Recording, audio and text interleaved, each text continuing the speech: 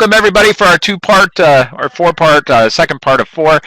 Today we have Sergeant Reed, and I appreciate you coming today, Sergeant Reed. Um, so of course you're with the Army, and as I ask all the recruiters, first thing, you have a student interested in the military in general. They walk into your office. Why might a student want to join the Army? What is their reasoning for joining? Thank you for having me. A fantastic question, one that I could give a lot of answers to, but really to summarize, key points of joining the Army and looking into it. One is the huge educational benefits that you garner from committing to service in the United States Army and or Army Reserves. Education is a big part.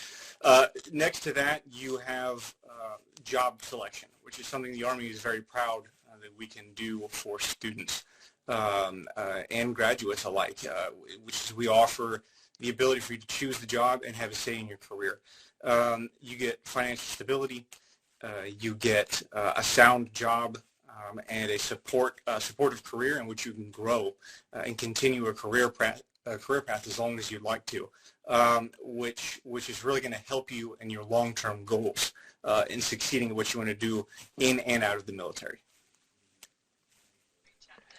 Excellent, thank you. Actually, so you kind of mentioned jobs, definitely. What kind of jobs does the Army have to offer? Is there anything, for example, specific to Army that maybe not to? So yes and no. We have over 150 jobs between the active duty and the reserves. Most of the combat jobs are on the active duty side, but primarily the job selection from the Army's perspective is non-combat. They're support. So we have guys who are splitting atoms. We have a lieutenant colonel who's on the International Space Station, who's in the Army, from guys who are professional cooks and gals, mechanics, carpenters, masonry, construction, civil engineering. The Army encompasses most major career fields that are in and out of the military in general. And specific to the Army, that's a really fine detail. I wouldn't say specific just to us because we're the largest branch, and because of that, we delve into everything and require specialists into almost every field that the rest of the military and even our civilian counterparts would cover. Excellent. One question that I know when I joined the military, my son joined the military, and one question I always like to ask, is it, and you kind of touched on this a little bit, but I'm kind of curious, is it possible for one to choose one specific job? Like I want to be HVAC, or I want to be, a computer technician, or whatever I want to be. Is that possible to choose before a recruit goes to basic training? Yeah, fantastic question. Again, what I was touching on briefly, and I'm glad you asked this.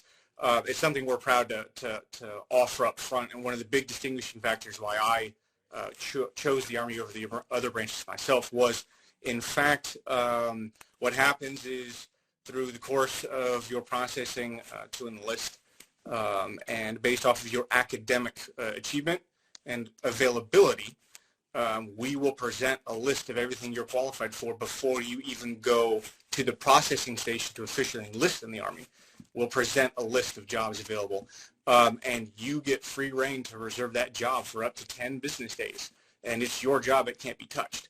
And so that when you make it to the next phase and move up to the processing phase at a military MEPS, that job's there waiting for you. There's no gimmicks. There's no guessing. You already know what you're getting, all the incentives that come with it, the time frames associated, any bonuses. You get everything laid out for you before you even leave our office. Awesome, I appreciate it. You mentioned college too, so I know a lot of the military has definitely similar things in what they offer. So what does the Army? Is there anything specific the Army has to offer? Definitely, I know there's the GI Bill. I'm not quite sure if you guys are still offering post 9/11 for that or whatever. So if you can touch on like what college incentives and Yep, certainly. So we have it used to be the post 9/11 GI Bill, and now it's the 9/11 GI Bill, and then you have the Montgomery GI Bill, which is for the reserve side. There's a differentiation between active duties benefits and the reserve benefits. You get something for both. The active duty side is basically what happens is the federal government will match state tuition for any college of your choice.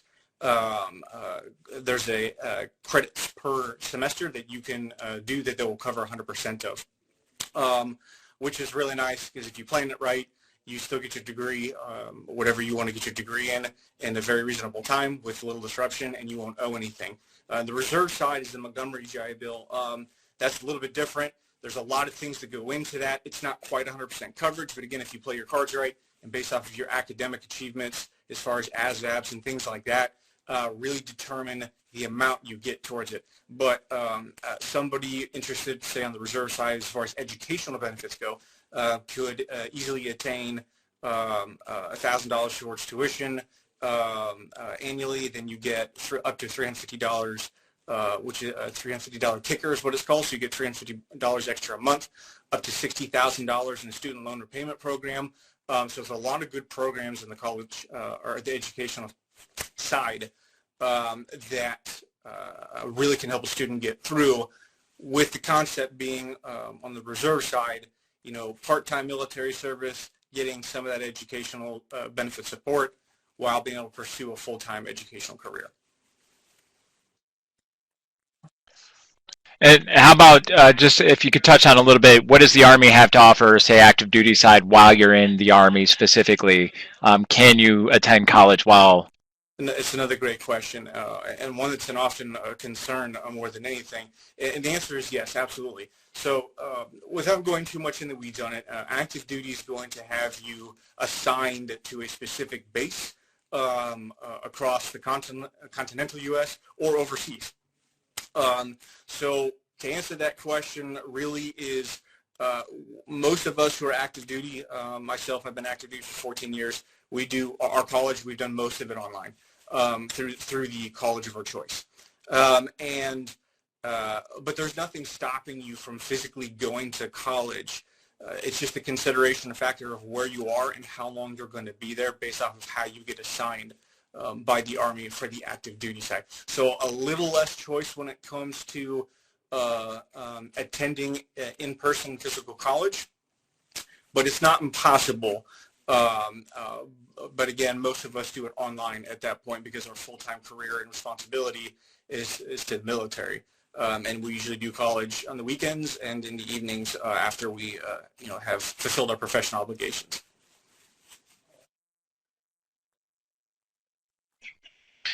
Yeah, I definitely ran into that issue when I was when I was in the military. We all go in with like, I'm going to go to college. As I go in, they're like, oh, that ain't happening.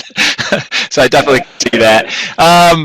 So I know obviously you have enlistment pay scale. It's this similar to all military branches. However, just real quick, if you could touch on possibly the pay scale, because just in case a student might be watching, just like, hey, I want the Army. I'm just going to watch the Army. Yeah. So getting into numbers is difficult, and I say that because it changes nearly every other month for us. You're going to be looking at base pay around $32,000 to $40,000 a year starting out in the Army. The thing is you have to consider, and why it's really hard to touch specifically on the numbers, is we have a lot of positive factors that impact your pay scale. Starting out, you're not going to be making six figures. That's just unrealistic. However, the things you have to consider that you don't have to worry about is what's really great. For instance, a brand new soldier joining the Army active duty, in this case specifically, they're going to get allowance for housing. They're going to get allowance for food. They're not going to have to pay for utilities. They're not going to pay for their rent. There's things like that that are covered, the Army takes care of for you. And so what happens in the end of the day, if you're smart with the money you do make, the money you have available to you is there to do whatever you want with, because your education's paid for, your living arrangements are paid for. So at the end of the day, it's, do you want internet and a phone bill and have a car, or invest your money, save your money? The good news is, because the Army is the largest branch, and how this ties into pay scale is the fact that because we're the biggest branch, there's a lot of opportunity for growth and promotion, a lot of room for spreading your wings, if you will, and moving up and onward in the military. I was E1 when I joined the Army in 2006, and by 2010, I was already eligible for Sergeant First Class, which is the third highest rank you can achieve on the enlisted side. And I don't mean that, is a brag. What I'm saying is if you apply yourself and you work hard, there's a lot of opportunity for growth. With that comes lots of pay raises. It comes a lot of pay raises, which is great. So every time you get promoted, you get a pay raise. Every 3 years you serve in the military, you get a pay raise. Nearly every president since I've been in has been kind enough with the government to give us some kind of pay raise across the board, not just strictly to the Army, but everybody. So there's a lot of things that come in and impact your pay scale. There's other things to consider too, which are special duty pays. For instance, right now I'm in a recruiting assignment for 3 years. I get an additional paycheck just because of the school I went to and the qualifications I earned to do recruiting. I get paid extra money for it. Those who want to jump out of airplanes, they get paid extra money for that qualification. So it's a lot of benefits. The money stacks a lot quicker than it looks, which is why I say it's really hard to talk about specifics when you start factoring all those great things on the side.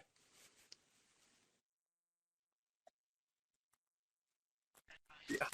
Right, I know, and the acronyms are constantly changing. BAQ, BAH, separation pay, hazard pay, yada yada yada. So, yep, I know what you're talking about.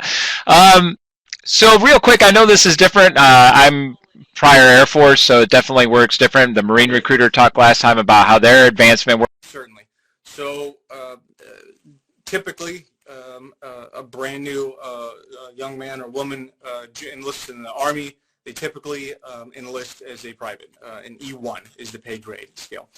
And by the regulation, by the time you're in for 3 years, you've already been promoted twice to private first class or E3. If you're really a go-getter and you're really being successful, you're taking the job seriously, you can easily make E4 with what's called a waiver, which eliminates the typical time requirements because of your performance. You can be an E4, which is a specialist, within 3.5, 4 years, no problem. So the average individual is starting to look at the first real leadership role in the Army by the time they've been in for 5 years. Some people are a little quicker, some people a little slower. Your job, or MOS, does play a part in that for the Army, but you're going to make the first few promotions very, very fast in the Army. So where things change for us, and I know like Air Force, Marines, everybody's a little bit different how it goes about it, but the concept is pretty similar. Is when you start looking at leadership roles like a Sergeant E5, you start having to attend boards. And boards are basically an in-person evaluation of your knowledge, performance, record, and a lot of factors like that are reviewed in front of a panel of senior non-commissioned officers who basically interview you, to put it very kindly, and they determine your aptitude to be successful in the next rank. So by the time you're hitting leadership roles, you start going through promotions in that manner. Instead of it just being a time requirement, it becomes a time requirement, and whether or not your chain of command, in this case, or those leaders fully have confidence that you're going to succeed in that next rank and pay grade. And the Army takes it pretty serious from that perspective, because we are big, and what's going to happen is you're going to start being a lone soldier, and with a matter of 5 or 6 years, if you continue a career, you're going to be in charge of 10, 15, 30, 40 men and women at a very young age. So the Army takes it serious from that perspective, but that's kind of the general progression that happens. That progression of automatic promotion up to Specialist E4 is automatic. Then you do boards in person for sergeants and staff sergeant, and you get to my rank and above, Sergeant First Class and above, a high-ranking group of sergeant majors from all over the Army sit in a panel and a base somewhere in the United States, and they review all of us, and based off of our achievements, our academic positioning, and all these other factors, decide if we're eligible to be considered for the next rank promotion. So it's steady, it's continuous. There's no reason you can't hit a senior rank within the Army within 10 years. And I will touch on something from the other side, which I haven't mentioned yet, is in the Army, this I'm not sure how the other branches work, but from the Army's perspective, just because you enlist, there's nothing stopping you from becoming a commissioned officer. So the Army has a lot of great programs. Within just the first few years of service as an enlisted soldier, you can immediately start applying through OCS. We have a program called Green to Gold for those who don't have a degree yet and are working on getting their college degree. Because like most branches in the Army, you have to have a degree to become a commissioned officer. But we have the programs in place that helps you transition from enlisted to officer, which is fantastic, which gives you a lot of freedom of choice depending on how much you want to work and where you want to go. And not only that, we have a branch of promotion from enlisted to go into the warrant officer, our warrant officer corps. And our warrant officers are a whole nother breed. Those guys are the absolute masters of tactician and specialization within their respective field. They're also our combat and civilian helicopter pilots, or excuse me, transport, not civilian. Our combat and military transport helicopter pilots are our warrant officers. And an enlisted soldier, fresh out of high school or getting ready to graduate high school, can enlist, get a couple years in the belt, and then pursue any one of these courses as long as they apply themselves. So kind of a broad stroke, and not a lot of info there, but kind of a broad stroke of a little bit how it works.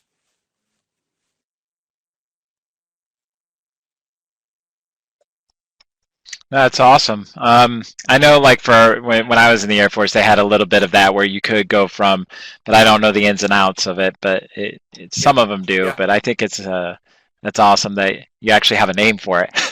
So that's so you know you're going to have these students come in, and one of the first worries I'm going to say, as you well know, when they're watching all their films and all that great stuff, is the basic military training. So Yes, can you? certainly. Man, everybody's different on that, but the principle is always the same. So 100%, I'll be 100% straight with the audience, those who choose to watch this.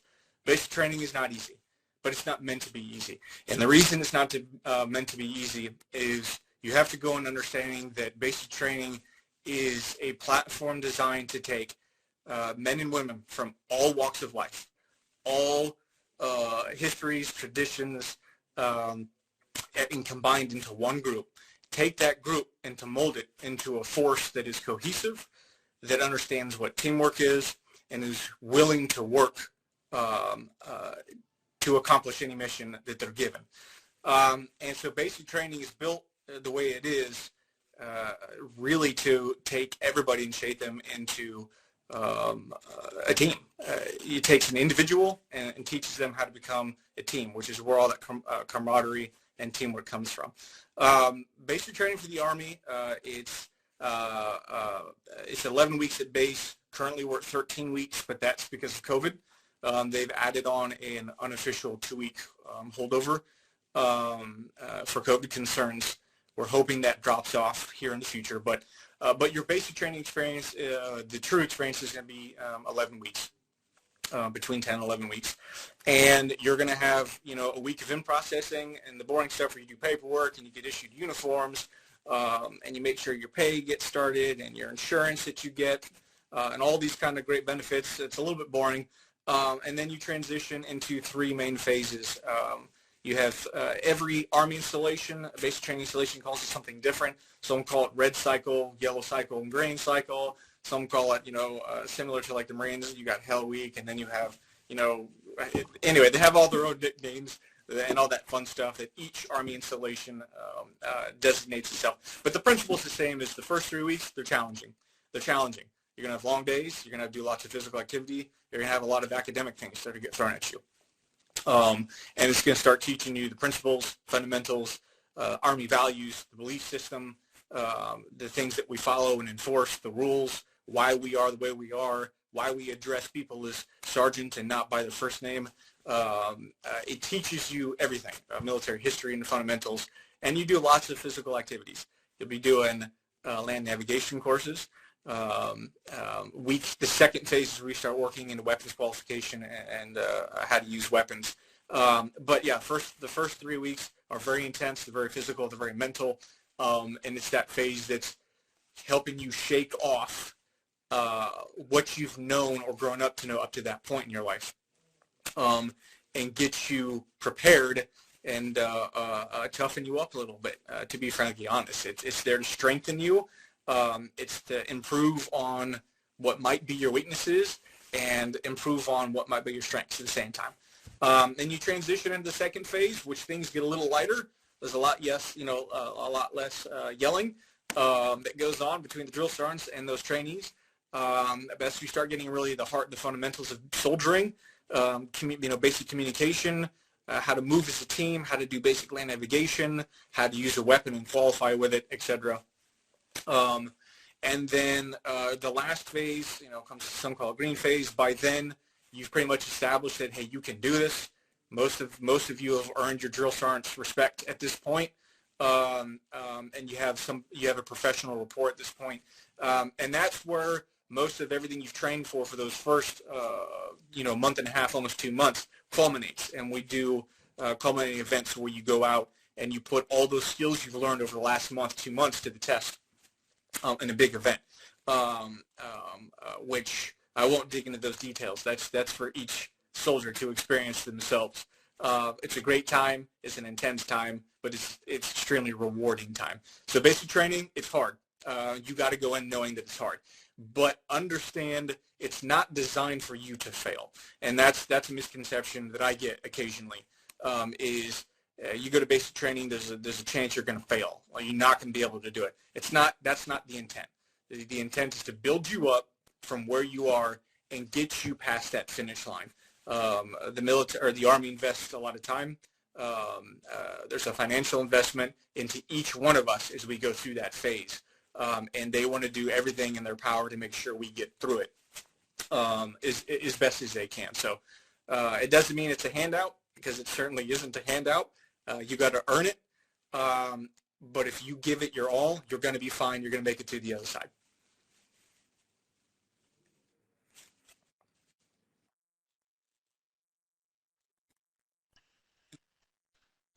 Awesome. Thank you for that. That was a great description. Um, I guess really looking at that next question, not really what deployment is like, because obviously we deploy all over the world. That's it's just going to depend on where you're at. We're in 75 countries right now. The Army has the largest footprint as far as being in foreign territories. Now, it's not to say that we have thousands of soldiers in 75 countries. Some places only have 2 or 3 people, but they are Army, and they are representing Army in the interests of our government and benefiting those that we work with.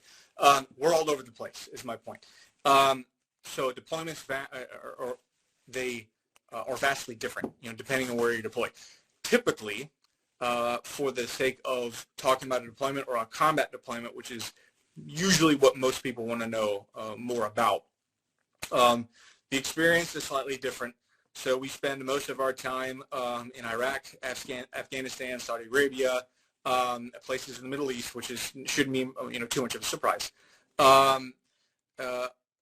Depending on where you go, so a lot of the Army will rotate into Kuwait. And there are several key bases, the Air Force, the Marines, the Army. A lot of us are all there together. And there's a lot of key bases that we kind of stage in Kuwait. Some people will spend an entire deployment hanging out in Kuwait. And what do? They play video games, they go to the gym, and they get educated. And I can tell you that from firsthand experience. My last deployment was in 2017, 2018. My first 4 months I spent in Kuwait. I worked on my bachelor's degree. I went to the gym, and my soldiers and I trained. There was no fighting of any kind, and we worked with partner nations. Following that, I spent a month and a half in Oman, where I got to work with their army. We got to eat at their Sultan's palace, and where so graciously given the opportunity to meet their prince from a distance and say hello. And then after we spent a month training with their military, they took us down to the coast, their vacation scene, and we got to spend 2 days touring their culture and history. Following that month and a half, I got assigned with a small team because of my specific skill sets to go take over a specific cell in Taji, Iraq, where I spent 8 more months in Iraq. And that was a lot more focused in the concept that people consider, what is it, the question, what is a deployment like? My point being is they're hit or miss. Deployments are nothing like the movies, at least as they're currently portrayed. I'm going to tell you that firsthand.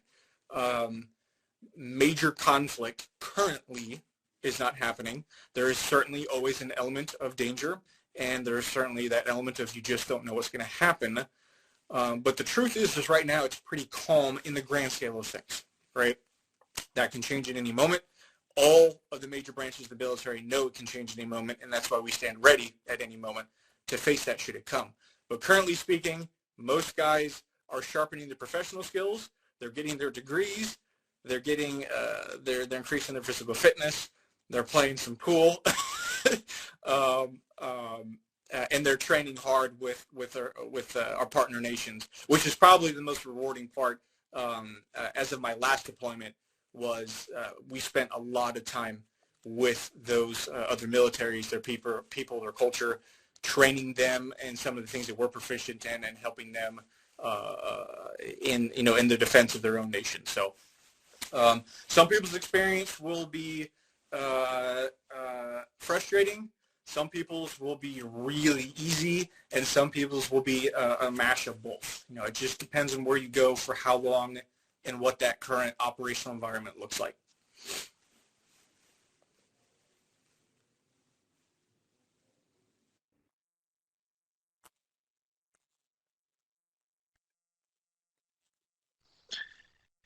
Yeah, I went on several, and the culture part for me was probably the most rewarding as well. I love meeting new people and just seeing how other people live. It's awesome. Um, so just kind of last two questions. Here's your chance here. What are a few, and you kind of touched on this a little bit. What are We deal with a common comparison with other branches, which isn't fair for any of the branches to deal. A common misconception we get the most is between us and the Marine Corps. I have very close friends who are Marines. We love and respect our sister brother branches, however you want to say that, very much. But there's a misconception that's frustrating to us that the Army is not as strong or capable is, say, like the Marines. And really what that derives from is it's just, to be fair, it's just not understanding of each of our branches and our role. We all play a very specific role. And so to make the mistake of comparing one branch being better than another is certainly something we'd encourage to avoid. The reality is each individual is going to choose what they feel is best for them, but you have to understand that each branch has a very specific role and how we support each other in both combat operations and non-combat operations in which we're supporting other countries. The Army is the predominant and primary land force. Wars are won by holding ground, and it takes a lot of folks from a lot of different branches doing a lot of different things to make that happen. But our focus and our primary focus has been since the inception of the Army is where the primary, the dominant land force. We hold the ground. We fight on the ground. That's where our focus is. I won't speak to any of the branches. That's actually for them to talk to. But that's one that we constantly get. I say that saying, just understand or do a little bit of research or talk to your recruiters respectively on what the role is for their branch, and they can actually give you some great insights. One, I already hit on is what deployments are like. I'll summarize everything I was just saying. It's not like the movies. That's Hollywood. That's not what's happening. This is not World War II currently, thank God. And I mean that, but it's nothing like the movies. Um, we get a misconception now. I don't, you mentioned it. Sir, as far as your experience a little bit. We do have a misconception that if you join active duty, you can't do college. It's just not true. It is absolutely not true. You won't be doing full-time college all day, every day. That's not possible. But you certainly can achieve your degree in a very reasonable time, not owing anything, while being on active duty. Like I said, most of us, we do our professional responsibilities for the day. We go home and we do a class or two in the evening. And most colleges, universities are super understanding and flexible with our schedules, understanding the obligations that we have. So that's another misconception we get from time to time. What was a big one we get? I was just talking the other day is, the jobs, which we kind of did touch on. I won't go back into that.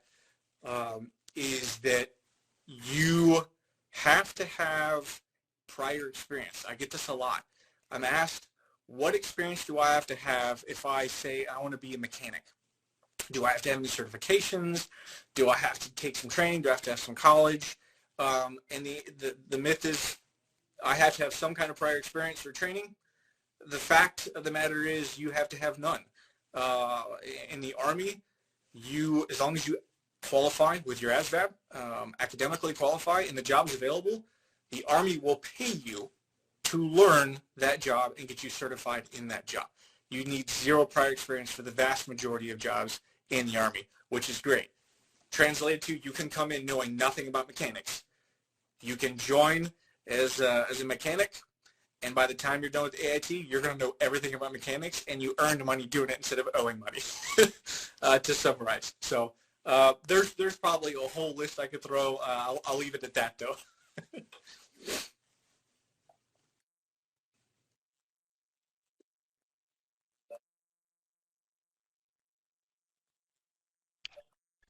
Right, and I like that you're saying like all branches and let other branches speak for themselves. There's definitely all kinds of Yes. misconceptions out there. Definitely, like what you said with deployments being the movies. Leave the movies at home. I like that.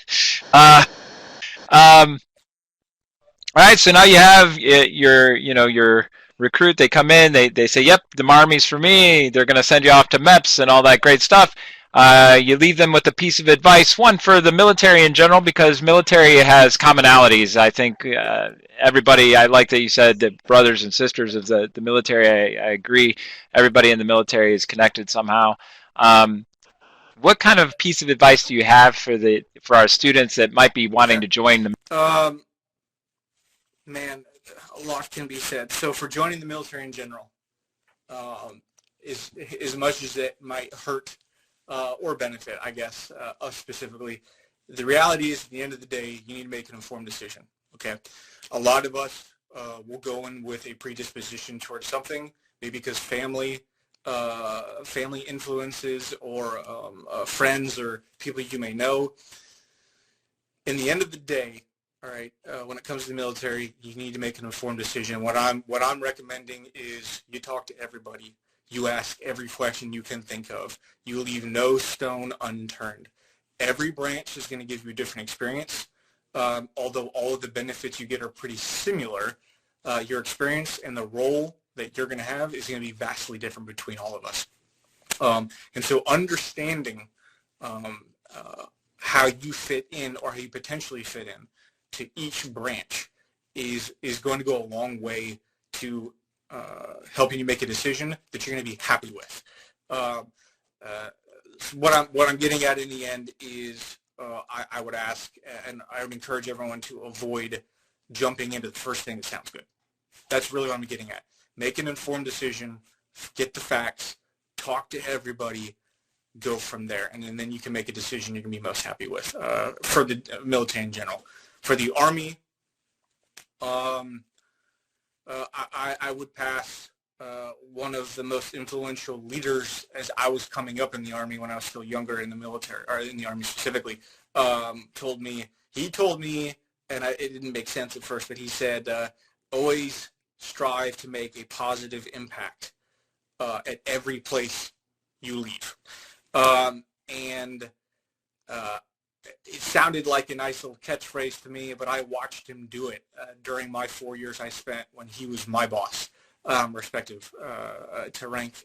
And he set a goal for himself at an individual level, on a one-on-one level, and then an organizational level. So he'd help everybody, but he'd also focus on one person. He invested into me a lot, and helped me overcome some things. He helped a kid who was trying to quit smoking. He wanted to stop smoking. My boss invested personal time to help hold him accountable and getting him past that, and he quit smoking. It seems like a really small example. His philosophy was leave knowing that you have made a positive impact in the place that you're leaving. It, at a very minimum, it gives pause for me and makes me think, okay, what can I do better to improve the lives, the workload, the morale, all these things of the people around me. And at a very minimum, even if you're not building bridges and feeding the world, making one person smile or encouraging that one other person to get through the day, those are the steps that are going to get us towards a more successful, cohesive team, which spreads far beyond just the Army. But I start here because it's my daily life. It's what I choose to do, and I've stuck with those, and I strive to accomplish that at each place the Army assigns me.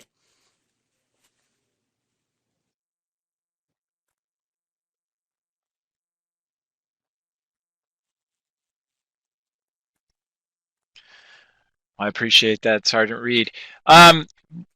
Well, we're kind of winding down here. I don't want to keep you any longer, but before I kind of stop You our know what? recording, is Big there time in everyone's any life, last? especially those who are seniors. This year, next year, and beyond, big decisions coming your way. Have a plan. Stick to your plan. Adjust as you need to, but you got to have a plan. It's important. You can maybe get away with the first few months hanging around, but if you're not getting educated, you're not looking in the military, or you're not, pursuing some kind of civilian career, definitely get after it. The time is now to step up, take it seriously. You'll set yourself up for life.